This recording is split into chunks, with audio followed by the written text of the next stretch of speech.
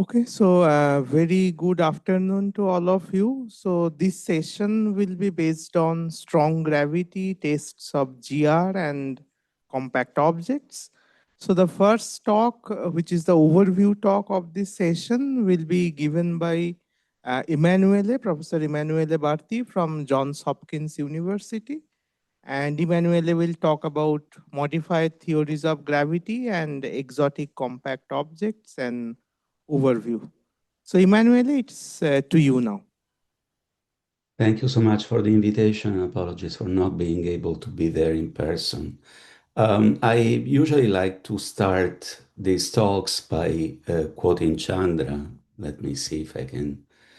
I was talking with Cliff Will, but then I heard the story from many other sources that when he was a postdoc in Chicago with Chandra, Chandra used to tell him, why do you bother even testing general relativity? You know that the theory is right.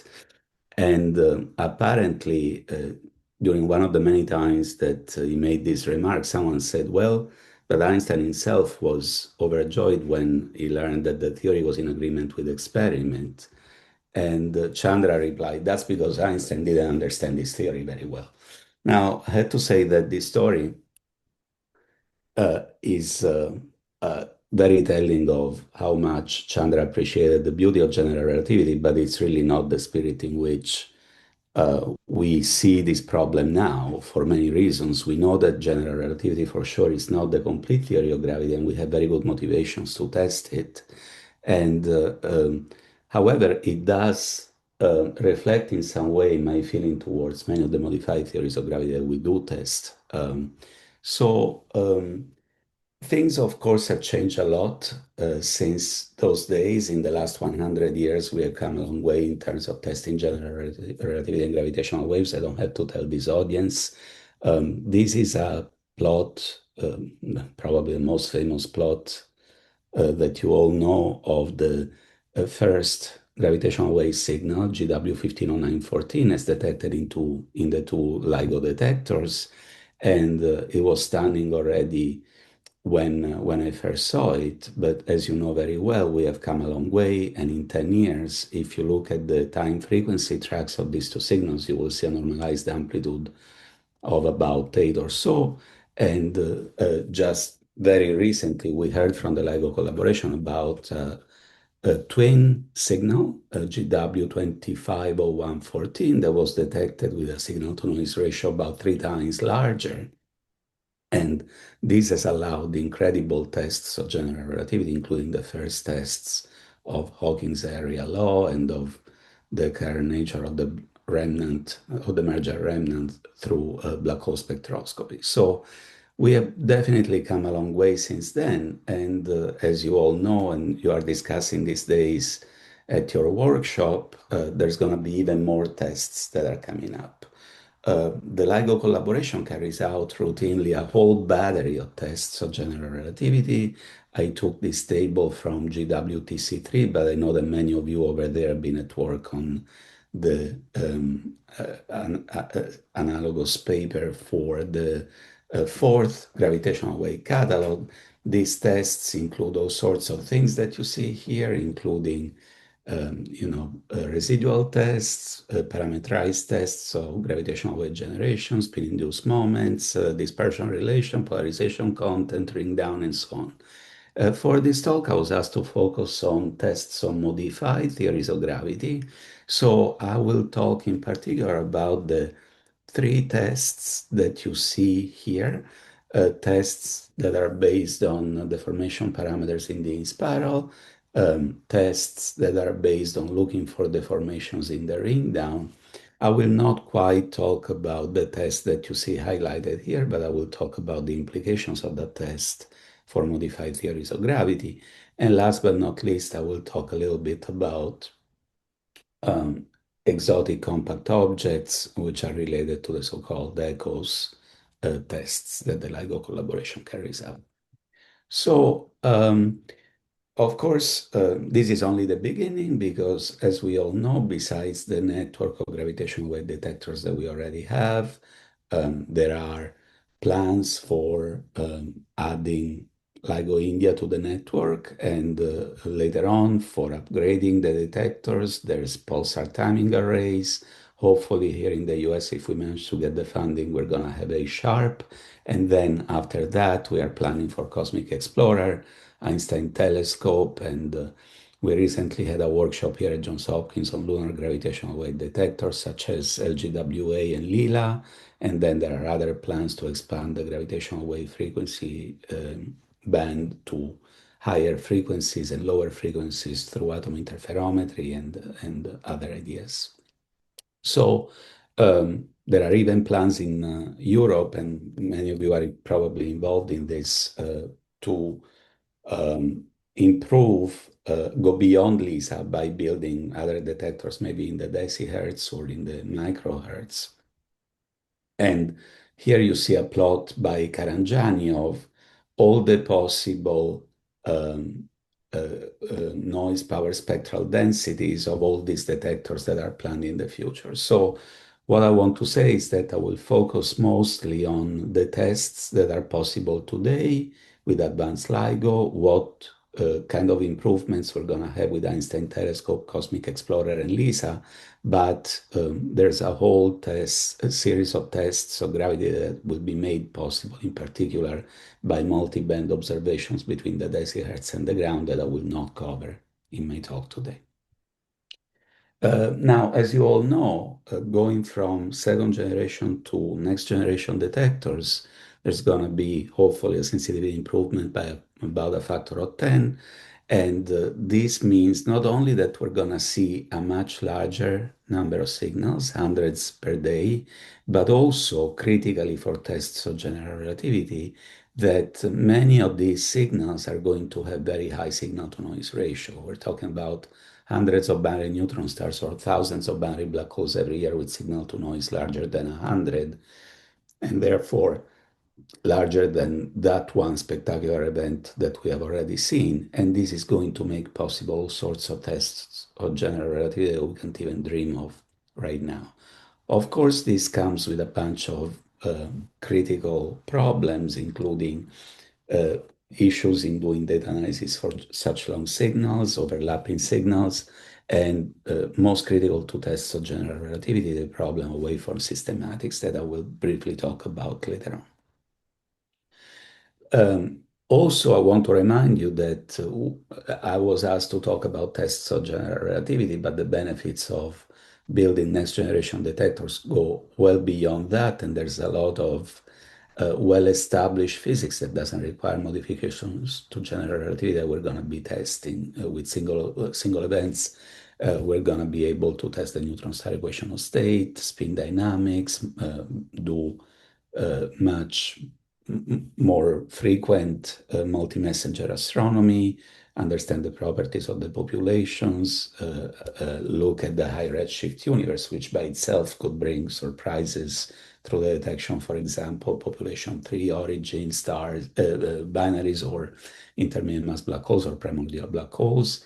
And perhaps one of the most exciting prospects is the one of detecting stochastic gravitational wave backgrounds of cosmological origin if their amplitude is large enough. But once again, I'll stick to my task and I will only talk about tests of general relativity.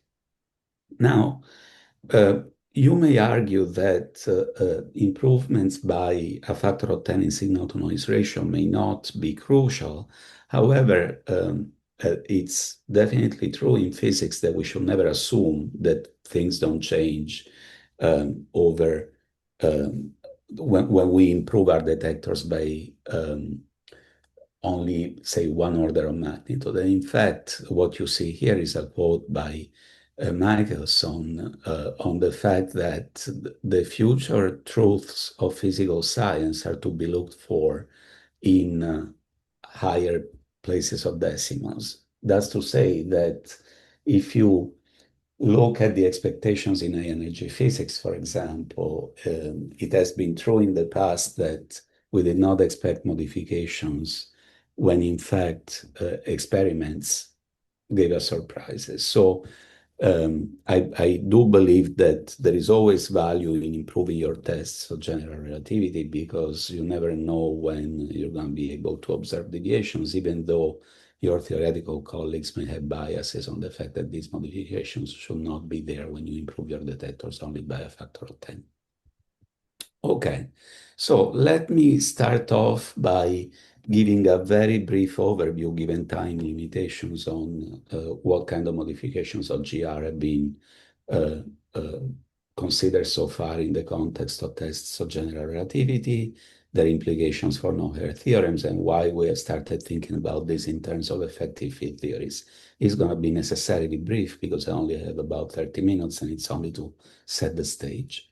The key idea that we reviewed in this very long review on modified gravity now 10 years ago, but you can also find it in this shorter paper by Thomas Sotiriou, is that when you modify general relativity, you are strongly constrained by something called Lovelock's theorem that tells you that in four space-time dimensions, the only divergence-free symmetric rank 2 tensor that you construct uniquely from the metric and its derivatives up to second order and preserving diff invariance, so invariance under coordinate transformations, is the Einstein tensor plus lambda. So whenever you give up one of those assumptions, then you end up having modified theories of gravity. But many of the things that I highlighted in red here lead to modifications of general relativity that are very well constrained. For example, we know that the equivalence principle is now experimentally verified to 1 part in 10 to the 15. We know that there are very tight constraints on higher dimensional scenarios. And therefore, in the end, ultimately, most of the modifications that we are still allowed to test with gravitational waves are the ones that lead either to diff invariance violations, and I will not consider these very much because they come with their own set of problems and with their own tight constraints, or the ones that lead to the introduction of additional dynamical fields, for example, scalar, vector, or tensor fields. Now, many of these theories are tightly constrained in the sense that it is now well understood that they lead, for example, to black hole solutions that are exactly the same as the solutions in general relativity, or that deviate from those solutions only by a very small amount. For example, on this slide, I consider the case of vanilla scalar tensor theories, for which it's now well understood that the black hole solutions and even their dynamics are exactly the same as in general relativity. Now, there are ways around these no-hair theorems, but they involve either considering binaries with matter, for example, neutron star black hole or neutron star binaries, and in that case it becomes very difficult to test deviations from GR because they could be degenerate with deviations induced by the poorly known equation state. Or you can consider cosmological boundary conditions, but in that case, you will get deviations from general relativity that are suppressed by the Hubble scale and therefore would not be visible in, say, individual signals from binaries. So one of the things that has been considered in the last few years is a way out of these no-hair theorems that considers the possibility that curvature itself may be sourcing the scalar field. And this has led to the consideration of theories like dynamical Chern-Simons or Einstein scalar Gauss-Bonnet.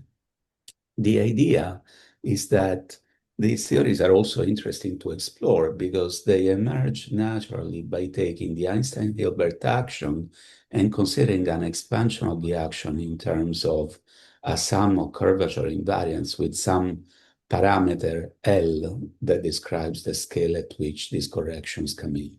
So if you perform this expansion, the first non-trivial terms that you obtain come in at quadratic order in the curvature, and in an effective field theory spirit, they contain a non-parity violating term, that is the Einstein scalar Gauss-Bonnet term, and parity violating terms that are the dynamical Chern-Simons contribution. But then you can consider also going to higher orders, and then you will get what is called Einsteinian cubic gravity and corrections at quartic order and so on and so forth.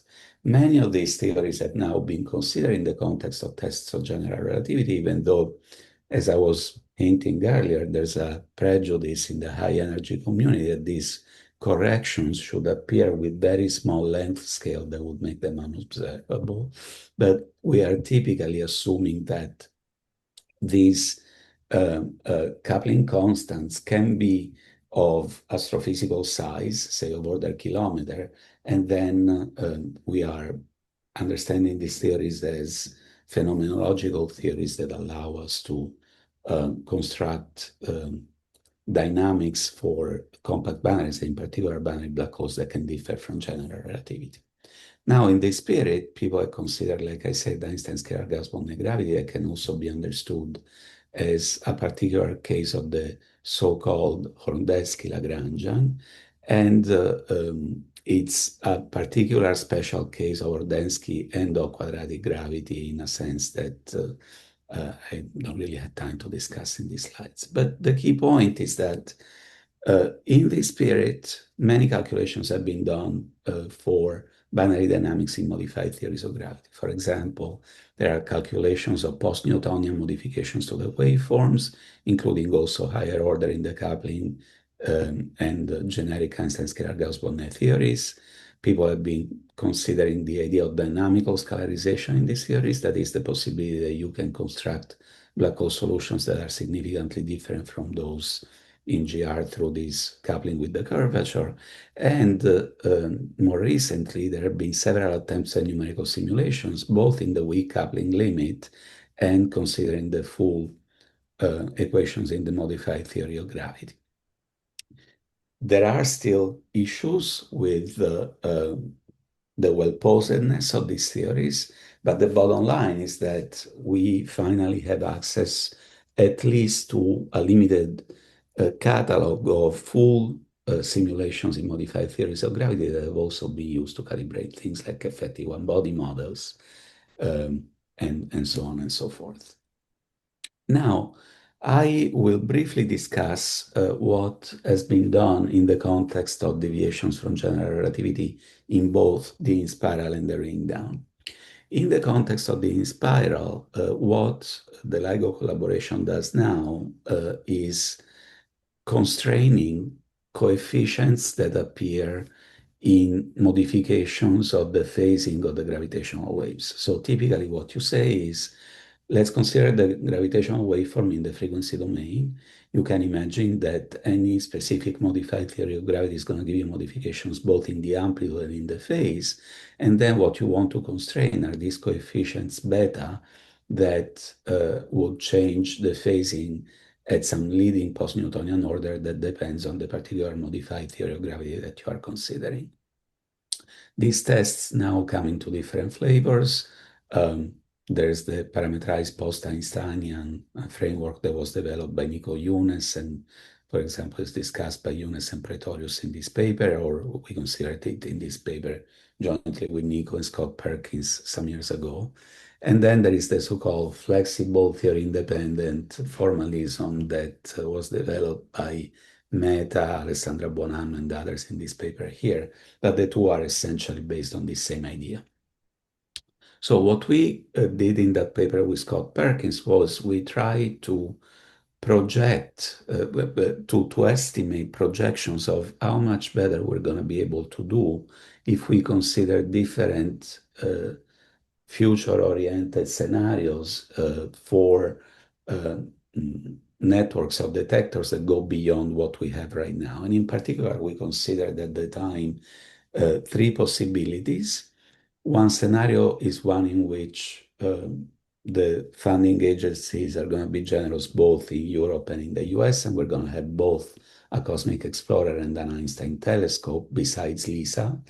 The second scenario is one in which we only have a cosmic explorer detector, and the third is one in which we don't have any third generation detector. And now, based on these three different observational scenarios, we looked at the improvement in signal-to-noise ratios and in tests of general relativity that would be possible with terrestrial detectors only, and considering massive black hole binaries that would be visible by LISA, and possibly also multi-band binaries that would be visible by both space-based detectors and ground-based detectors. So what you see here very schematically is each of these very complicated labels tells you which network of detectors we considered.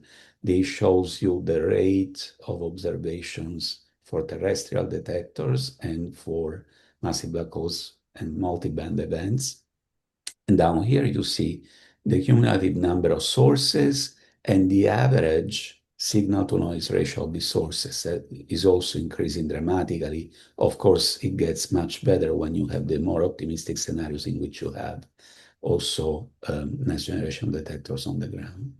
Now, the conclusions of that paper are very complicated, and I don't have time to discuss them in detail, but I invite you to look at the executive summary of the paper. The point is that it depends. So the improvement in bounds that you can get by building next generation detectors depends on which particular theories you're interested in. So for example, if you want to constrain theories that induce dipole modifications, you want to test low frequencies, and therefore you're going to be doing better when you consider detectors that are sensitive at low frequencies. If you want to consider theories of gravity that do not modify the inspirer but only modify the ring down, then you'd better construct detectors that are sensitive at high frequencies and so on. But in general, these next generation detectors can allow for improvements that are orders of magnitude relative to what you can do with current detectors. One important caveat in this calculation is that we use the Fisher approximation, which can fail in multiple cases, that these bounds tend to be dominated by the loudest events. So even a single loud event can strongly change the predictions, the statistical predictions based on the whole population that we predicted here. And number three, and perhaps most important, all of these bounds do not take into account systematics, which are really going to be the limiting factor. But once you have these theory agnostic bounds, you can translate them with this table that you see here into theory-specific bounds by a simple Jacobian calculation. The fact that systematics dominate, by the way, is something that we addressed in detail in a paper led by Chandramouli that you see linked at the bottom of this slide, Rohit and others. And we're also doing follow-up work on this that hopefully will appear soon. Okay, once again, I want to stress that a single lucky event can strongly affect any kind of forecast. And I show you one example, a cautionary tale here. This is a paper by Sanger and others that shows that just because we observed one event in which there was a very light black hole, this 200115, the bounds on Gauss-Bonnet-like theories that we have already obtained with LIGO are sometimes better than some of the forecasts that we had in the paper with Scott, just because we have happened to see an event with very low mass that induces very strong curvature-induced modifications if you assume a theory of Einstein scalar Gauss-Bonnet type.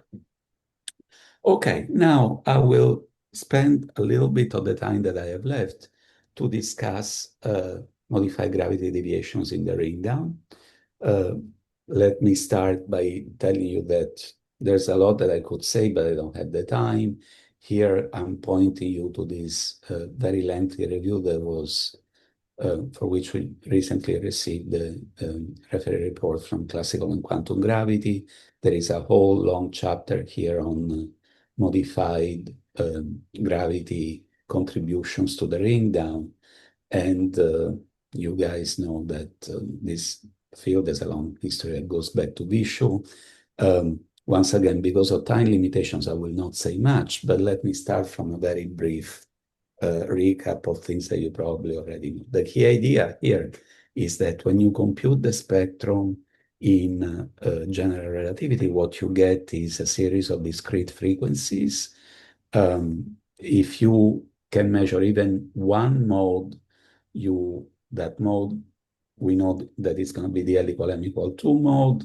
If you measure the frequency and the damping time of that mode, you're going to get the frequency and the damping. You're going to get the mass and the spin of the remnant black hole. And then this fixes in general relativity the rest of the spectrum. So if you can measure even one other mode, you can have tests of general relativity. These are null tests in the sense that you are not really testing any specific modified theory of gravity. You are just trying to understand whether the spectrum of oscillations that you see is consistent with GR. And we have now carried out one first test of null test of GR in this way through GW 250114. Now, Swetha, that I know is connected to this call, gave a very nice talk about 1 year ago at the Ring Down Inside and Out workshop, where she pointed out that with next generation detectors, we may have hundreds of so-called golden events and thousands of golden events in LISA, for which we can carry out these null tests in a very stringent way, because as I said earlier, many of these events have signal to noise larger than about 100, and this allows us to do a whole set of interesting null tests of GR that involve also the amplitudes and phases. It allows us to break parameter degeneracies, to use populations, and so on. All of these tests are null tests. Now, the idea that I was describing before of modified theories of gravity comes in because now we understand that many of these modified theories that I was discussing before, in particular Einstein's Scalar-Gauss-Bonnet, DCS, and theories that involve higher powers of the curvature, they also induce modifications in the ring down. And in fact, there has been enormous progress in the last few years on calculations of ring down spectra in these modified theories of gravity. Now, these calculations are in general very complicated because we know that the Topolsky equation is very special.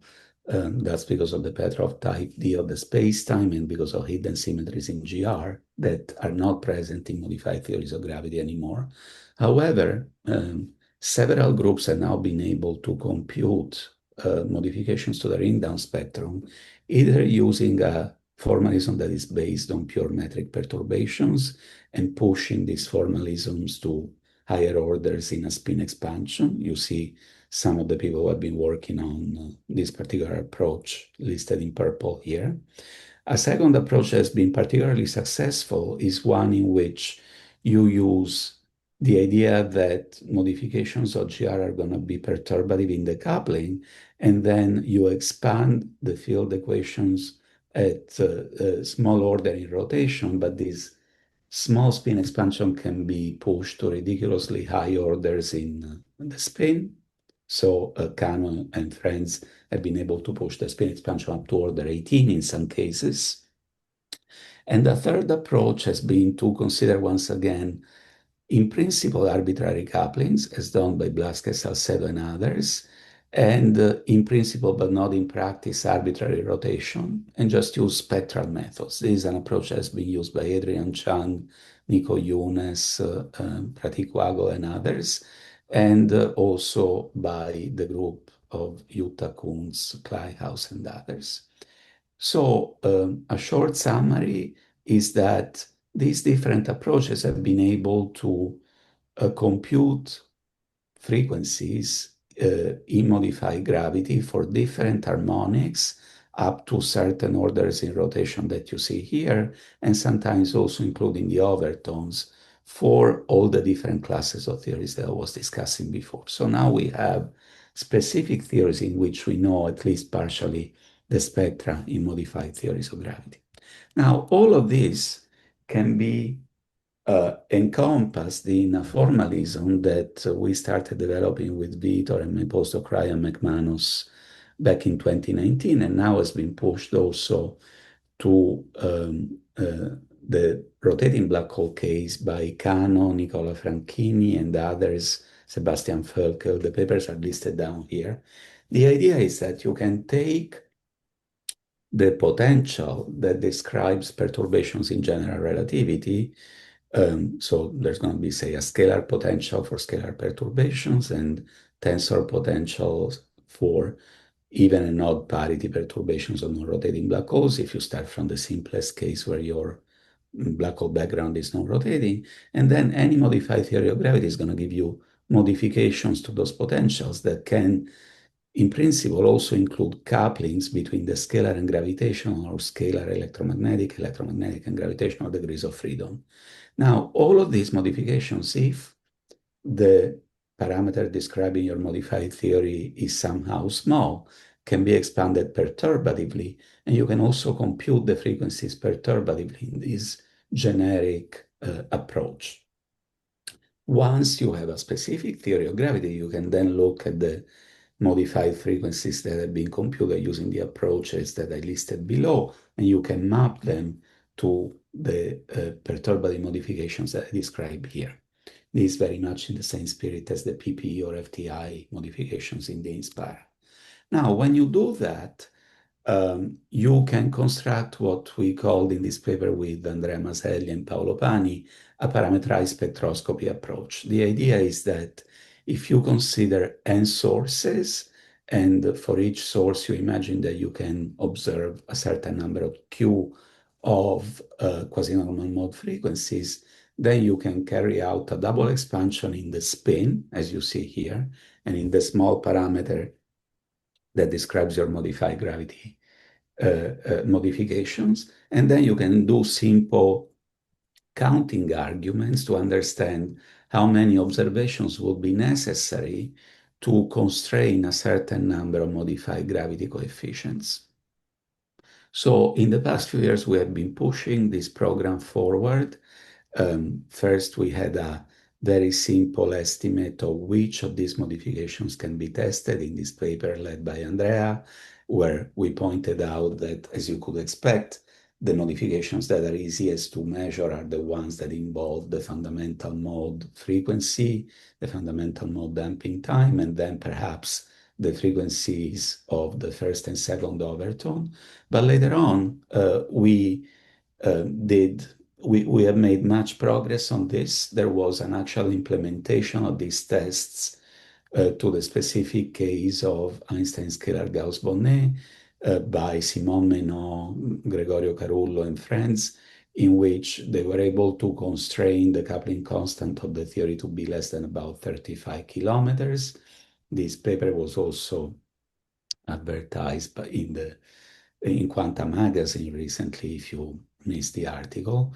And more in general, there's a beautiful illustration that comes with that paper that I was looking at yesterday, using do black holes have a cookie cutter form or subtle distinctions that can reveal one's own unique history and makeup. And more in general, we tried with Andrea to push this idea, and in the same spirit as the Perkins paper that I described before, we tried to understand how much better we will be able to do in the future. And unfortunately, I've become a little pessimistic about this, and the reason is very simple. I try to explain it with one key plot from the paper that we wrote with Andrea. The idea is that, as I tried to explain earlier, the strongest modification will come for theories in which curvature corrections matter. Now, if you want these curvature corrections to be large, you need the mass of your black hole to be relatively small, because curvature corrections scale like m over r cubed, but r for a black hole is of order m, and so the curvature corrections go like 1 over m squared. So the black holes that are going to give you the largest corrections in an EFT context are going to be low mass.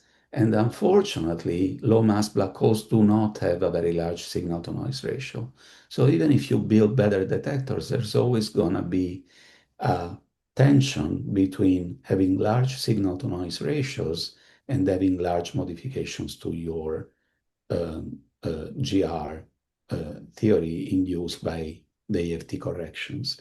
So even in the best case scenario, you end up in a situation like the one that you see illustrated in this plot, where we were able to push the spin expansion to very high order, thanks to the results by Kano and others.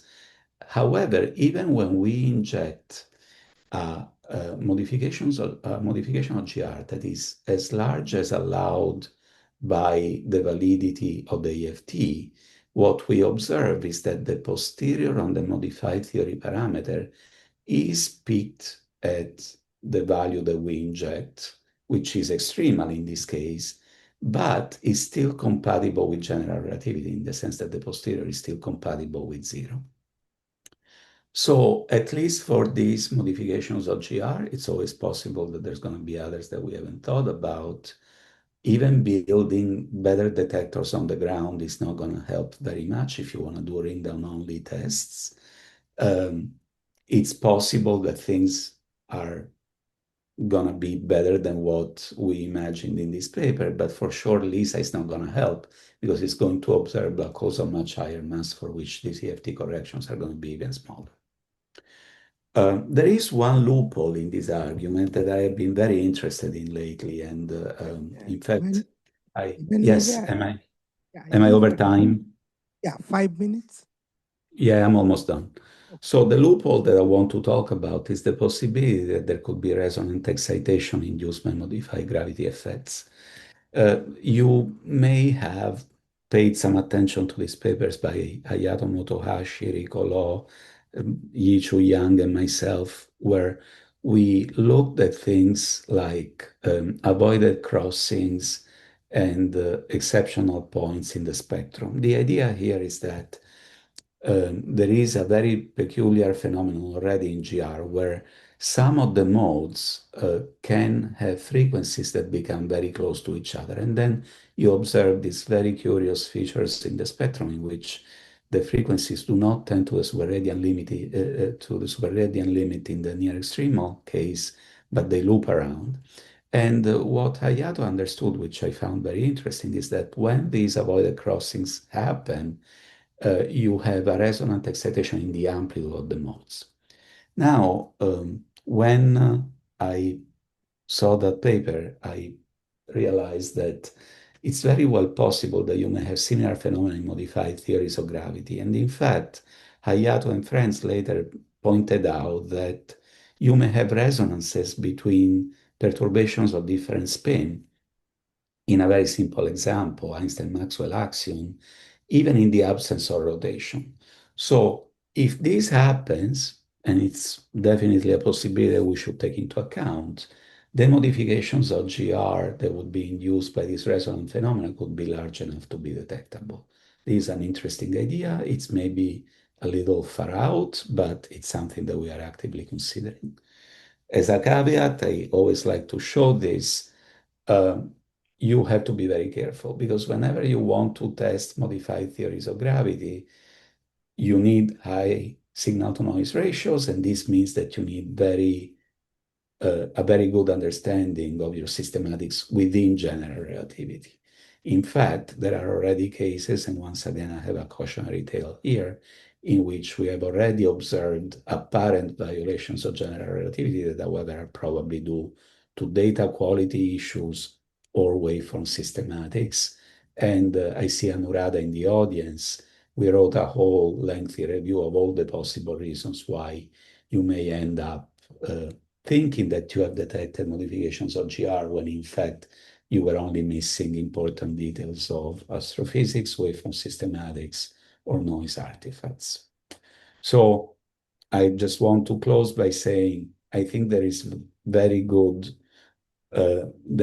prospects of testing the nonlinearities of general relativity, but these are null tests. That's why I didn't talk about them. We wrote a Physics Today article recently about this, and it's a field in which many of us are working. There are good prospects of doing so with next generation detectors on the ground, as we showed in this paper led by my student Sophia Yi, and even better prospects of doing this with LISA, but I'm out of time, so I will not go into the details of this. And I was also asked to talk about exotic compact objects, but I ran out of time. Let me say only a couple of things about this.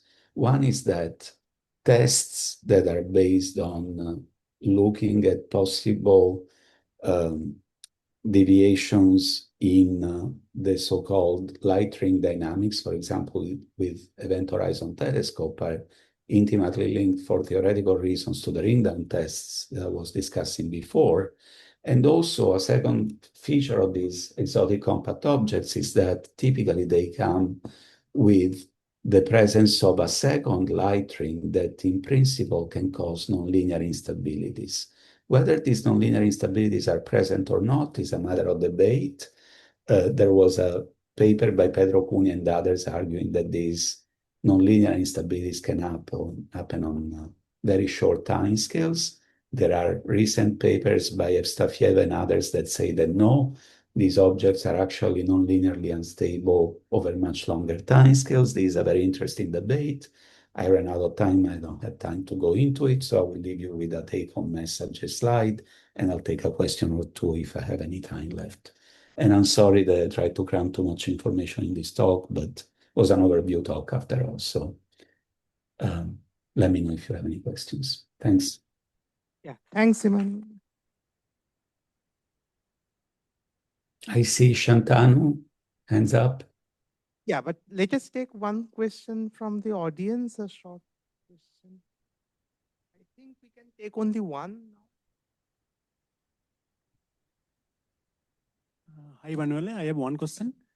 So this is about this light ring instability. I remember all these papers that you showed. So they are about non-rotating spacetime. Do you know any paper which talks about light ring instability in rotating spacetime as well? Yeah, actually, if you look at this light ring both are present. Yes. So these two papers by Cunha et al. And Evstafiev et al., they actually do full non-linear simulations of these exotic compact objects. So the paper by Pedro... Non-rotating spacetime, right?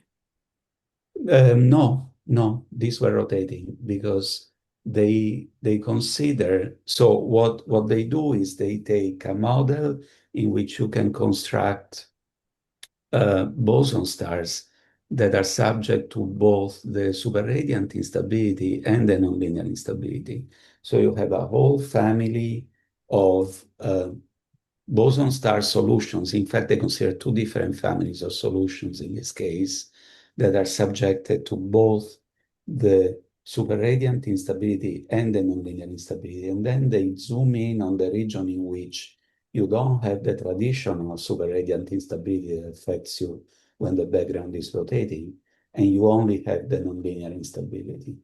So the claim in the first paper was that even when the superradiant instability is not destabilizing the object, the nonlinear instability can make it unstable on a timescale that is of the order of 10 to the 3 times the light crossing time. And there was some skepticism about these results because it wasn't clear whether the numerical simulations were good enough to tell you that these objects were actually unstable.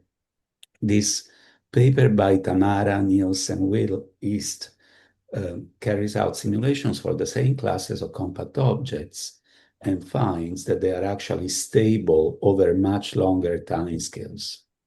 So whether this instability is relevant astrophysically or not is still an open question. And I think that is very interesting. So there is a possibility that these objects, I am personally very skeptical about exotic compact objects, if you know me, because I think we should first understand how they form astrophysically and why the majority of the objects in the universe should be boson stars instead of black holes. But these results actually go in the direction of taking them more seriously because it looks like the instability does not operate on a very short time scale. Shantanu, can you please unmute yourself and ask? Yeah, can you hear me? Yes. Hi. Yeah, so just a general question. So I've never, are there any tests of with gravitational waves of Einstein-Cartan, Shyama-Kibble gravity? I don't think I've seen any paper on the subject, but maybe I missed it and I don't know of any. Okay, so can you do them in principle? So what I know, if you're talking about theories with torsion, is that there were some papers on this by Thibaut Damour, and I forget her name. She's of Russian origin and she works in France. But if you send me an email, I can probably pull out these papers. They did consider theories with torsion. but I Specifically, don't know that. Einstein-Sciama-Kibble, because there I think the torsion is generated by spin. There are also theories where torsion is added in an ad hoc manner, like f of t. So, so I'm talking about theories where I think torsion is generated by spin. I'm not sure. I'm Okay. not sure. But I can point you to those papers by Damour, and then Okay. I'm not an expert, honestly. Okay. Okay, thanks. I think we will end this talk here. And Emanuele, we have a discussion session. Okay. I guess about 1 hour, 45 minutes from now. So if you can Okay. join that, that would be really good. I mean, if there are other questions, probably we can have some more discussion. Okay. Thank you. Okay, thank you very much. Thanks.